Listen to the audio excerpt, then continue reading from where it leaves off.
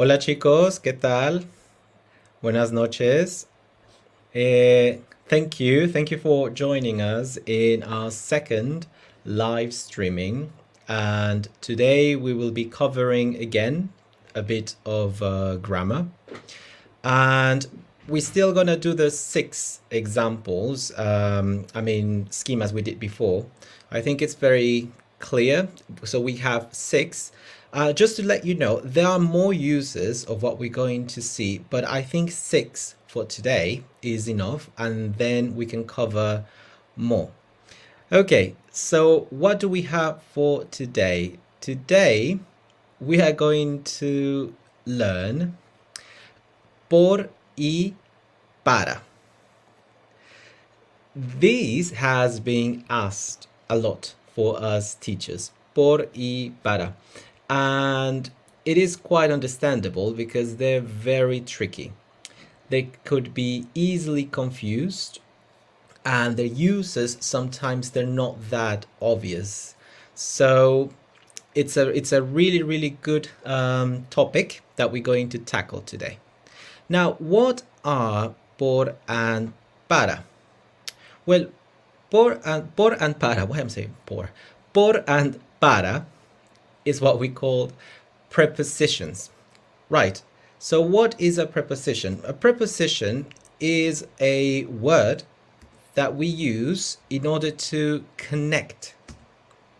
It's all about connection. So we connect a noun and a verb, 2 words, and it gives us extra information of what we're trying to say. Now, prepositions, guys, are tricky in any language. So it's extra clear. We're gonna see some examples in English. I have been learning Spanish for traveling. I have been learning Spanish for my wife. I have been learning Spanish for 6 months. There should be a Spanish there. Right, so you can imagine when you are learning English as a Spanish speaker and you have all these fours, but different types of words. As for example, here we have a verb as a noun, traveling, my wife, a noun, and then you have a number, 6 months.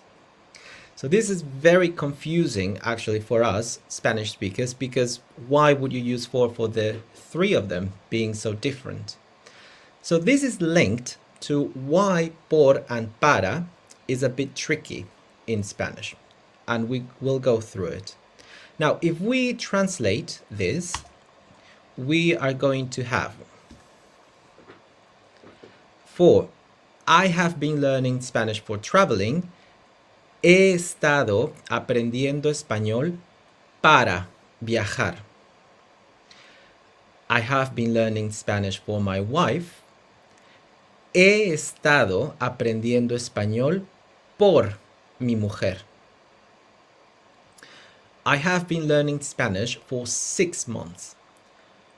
He estado aprendiendo español por 6 meses. So as you can see, actually, there we have a para. And for the rest, we have por.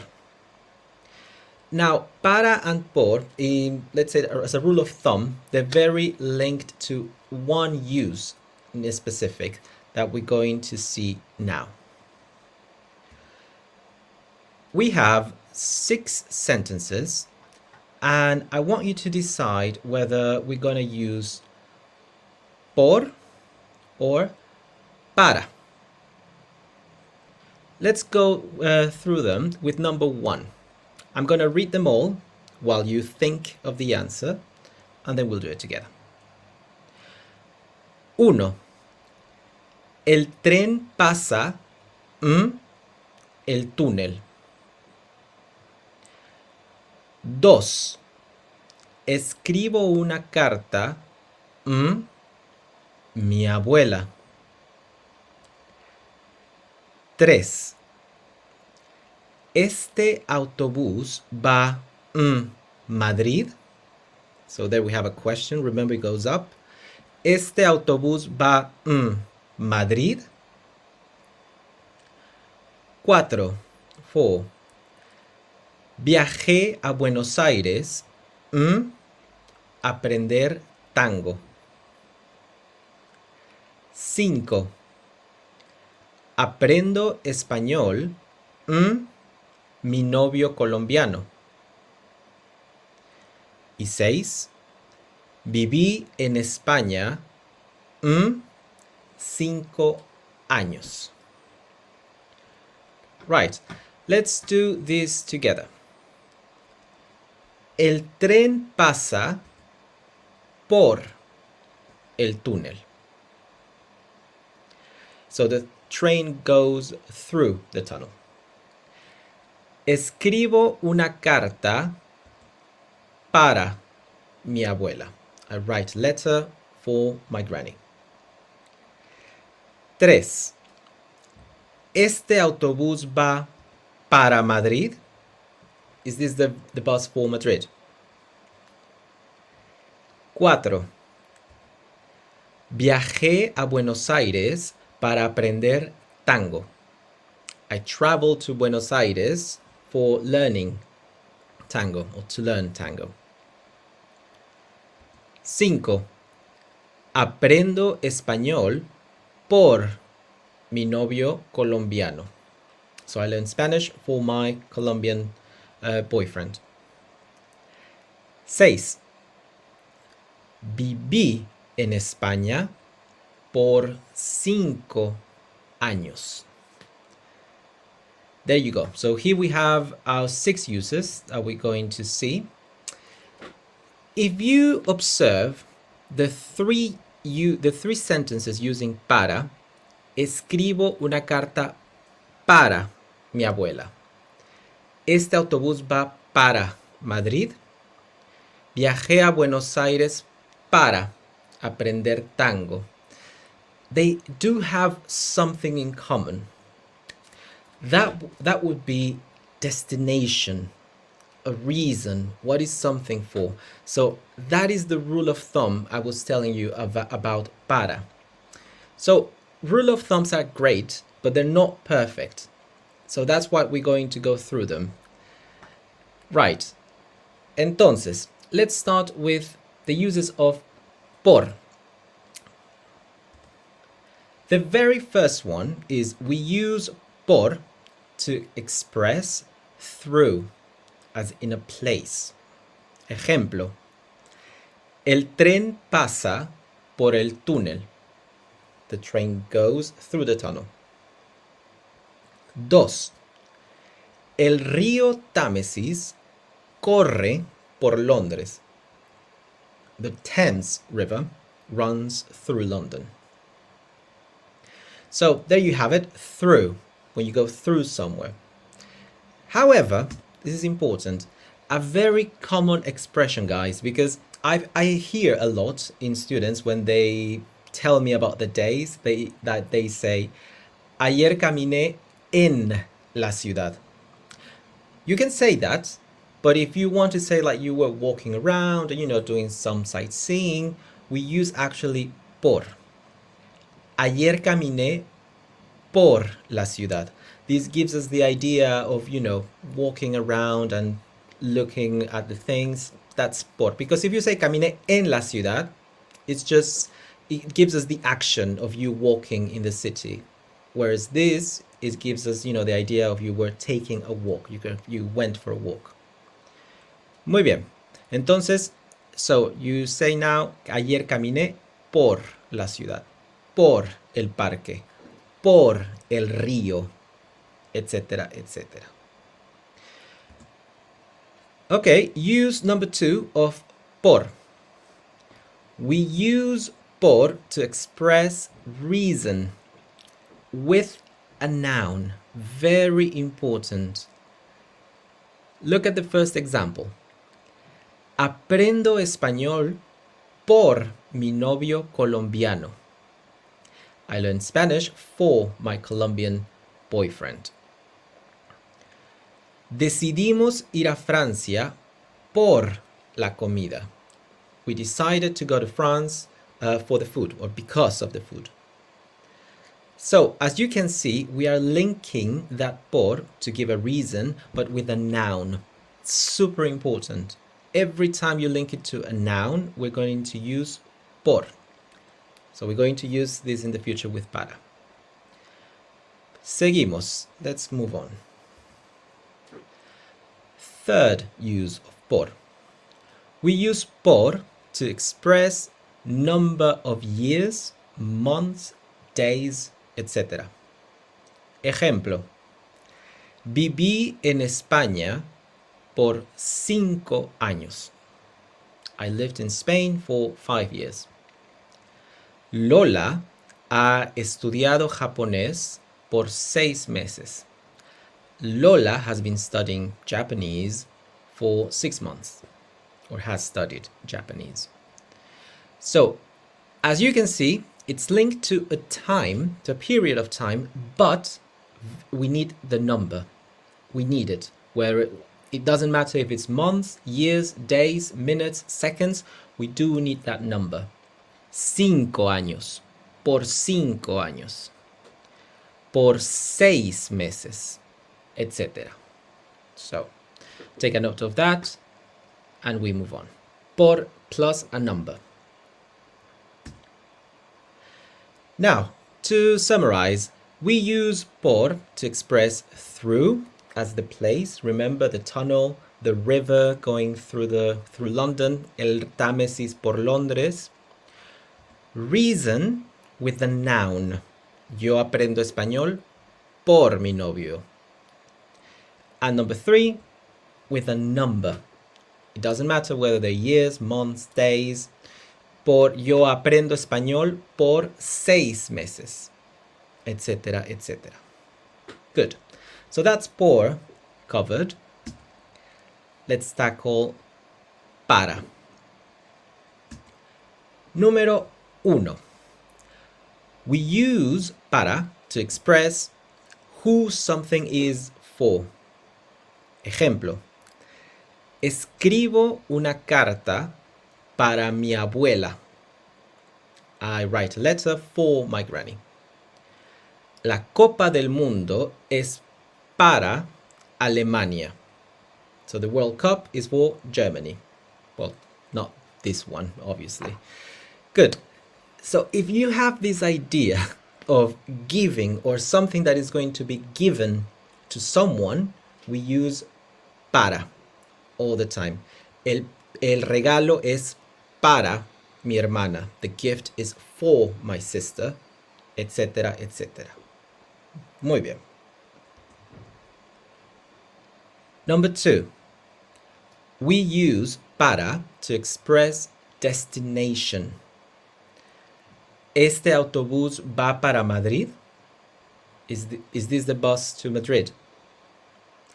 Necesito un taxi para el aeropuerto. I need a taxi for the airport.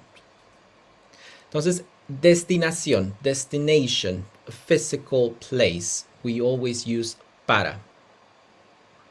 And number 3, and possibly the most important one, we use para to express a reason. Now, this is going to be expressed with an infinitive verb. If you have a good memory, not like mine, we will remember that one of the uses of por is going to be a reason. Reason plus a noun. When we express reason with para, it's going to be with an infinitive verb. Ejemplo, example. Viajé a Buenos Aires para aprender tango. I traveled to Buenos Aires for learning tango. Infinitive verb, aprender. Número 2. Rebeca ahorra su salario para comprar un coche. Rebecca saves her salary for buying a car. So there you have it. It's very linked because it's still a reason, but the use is going to be an infinitive verb all the time. So that is going to be super important because this is a very, very common mistake when you are using a verb. Some students, they tend to use por. So they would say por aprender. Aprendo español por viajar, etc. No, you have an infinitive verb. You're going to introduce your para all the time. So link it. Nice. Now, let's summarize the uses of para. We use para to express who is something for. Destination, and as I said, the most important one, a reason with an infinitive verb. Nice. Now, let's put this into practice. I want you to choose whether it's going to be por and para, and then we're going to decide why. So it's a bit of an analysis. Let's see. El perro corre por el parque. El perro corre para el parque. So let's add some movement because I like it. So the dog runs the park. What would it be? El perro corre por el parque. That's correct. El perro corre por el parque. Now, why are we using por? Which use is it? The use will be por as in through, a physical place. In this case, el parque. Now, this is interesting because it doesn't mean that actually you cannot use para.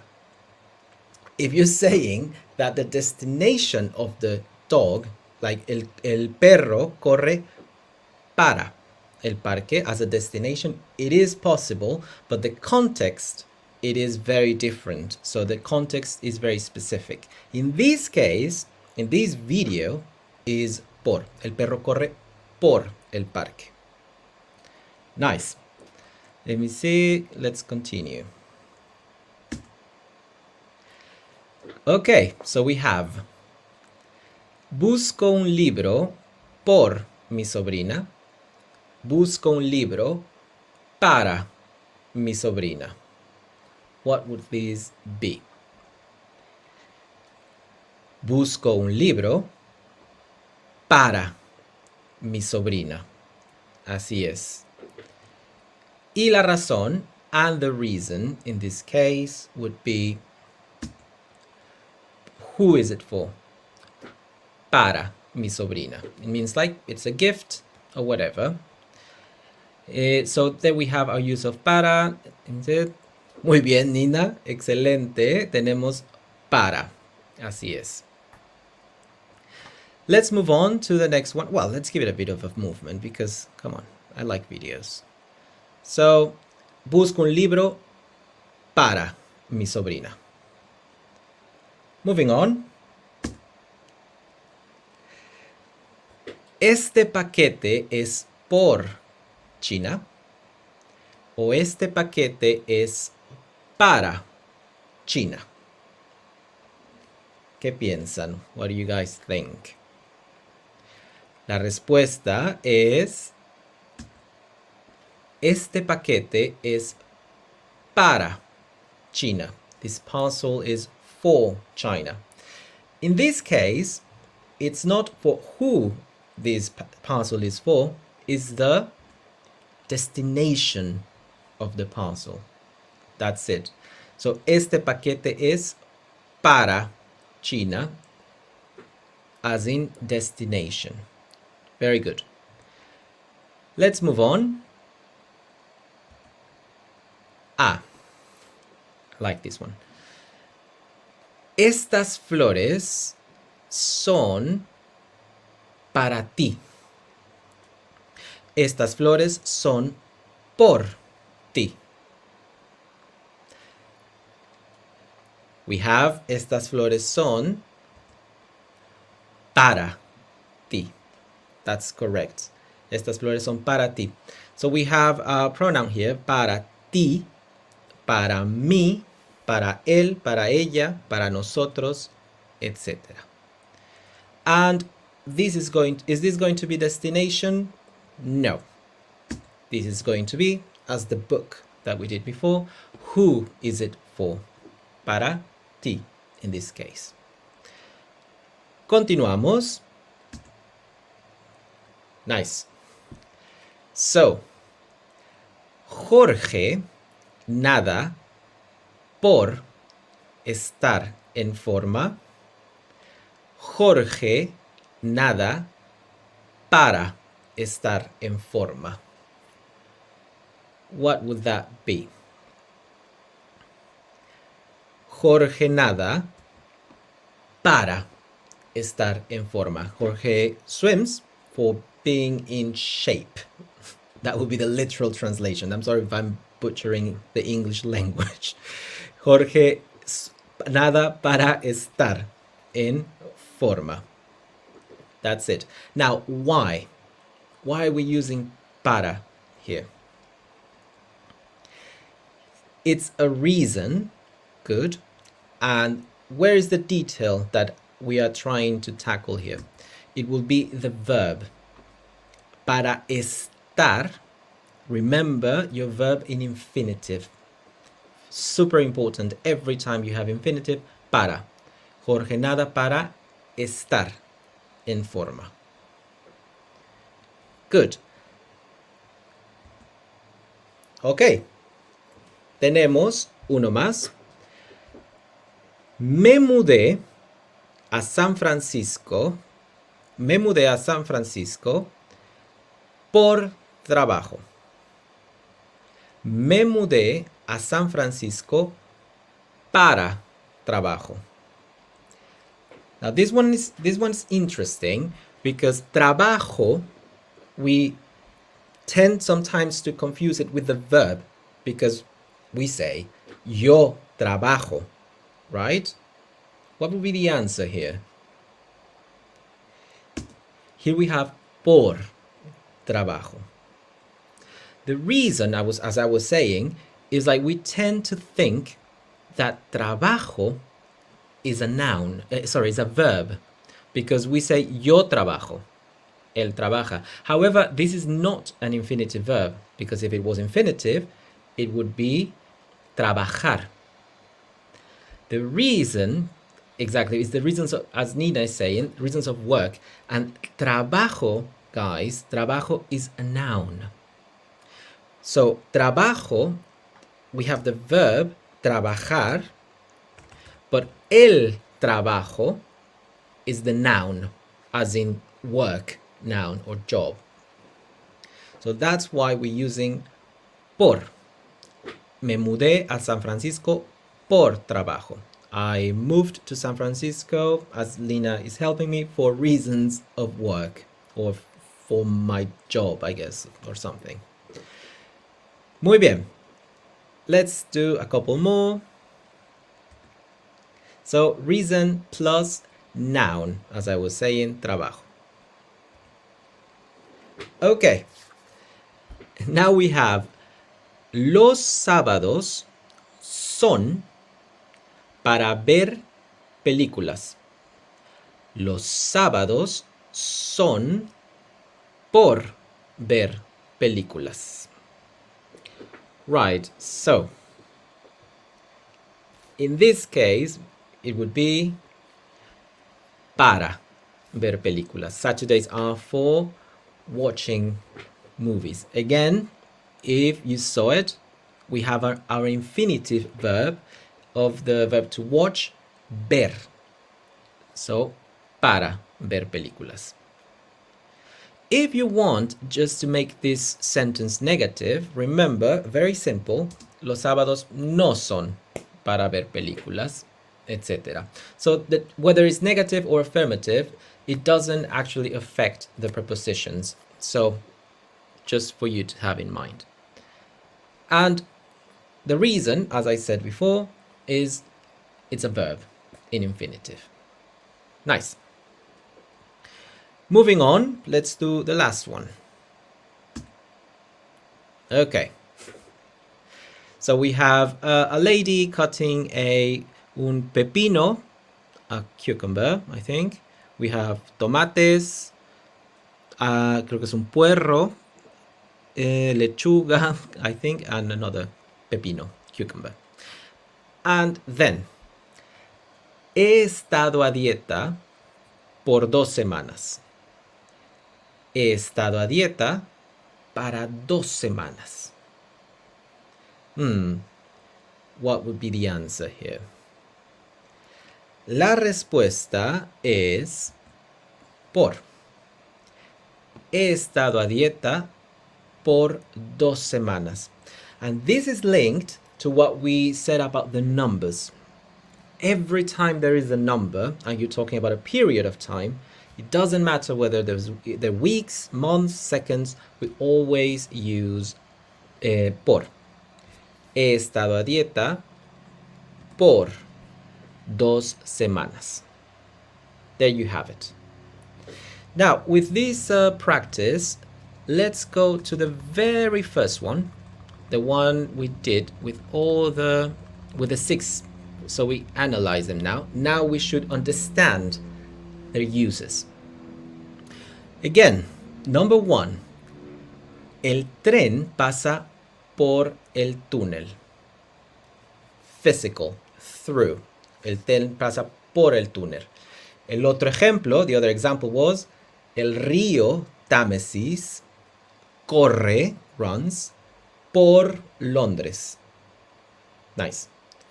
2. Escribo una carta para mi abuela. So this is to whom, for who the letter is addressed to. 3. Este autobús va para Madrid. So destination, obviously. 4. Viajé a Buenos Aires para aprender tango. Reason, with an infinitive verb. 5. Aprendo español por mi novio colombiano. Reason, but with a noun. Mi novio colombiano. Okay? So super important, these two. And the last one, 6. Viví en España por 5 años. So the number, the period of time linked to a number. There you go. So as I said, guys, these are 6 uses, but we do have more. I would say they're all important, but the ones that are especially tricky are the ones of the reason. Just remember, para with an infinitive, por with a noun. I would recommend you to maybe write down some sentences. If you can go to the discussion part, actually you can add some sentences and I can see, trying to give reasons. Maybe, ¿por qué aprendes español? Maybe, why are you learning Spanish? Write your reasons, maybe use one with por, one with para, and that way you can keep practicing and we can keep learning from each other. Good. As I said, these are 6, but there are more. I know, there are more. And we're going to keep practicing them. I think I will make another video on por and para, and also I'm planning a practice class of these ones, so we can, start producing sentences a little bit more structured using these grammar.